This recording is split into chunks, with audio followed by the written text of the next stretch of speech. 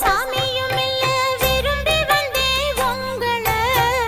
பொன்ன விட யாரும் இங்கே உருப்படியா தோணல நல்ல வாட்டமுள்ள ஆம்பள உன்ன மறக்க இவளுக்காகல வாரி கட்டி தோளில் அணைச்சு வச்சுக்குங்க வேற கேட்கல மாறி நீங்க போனீங்கன்னா மனசு இப்ப ஆறல தொட்டணைக்க கூடாதா என்ன சூடி கொண்டா ஆகாதா பட்டு துணி மேலாக்கு அத தொட்டு இழுக்க கூடாதா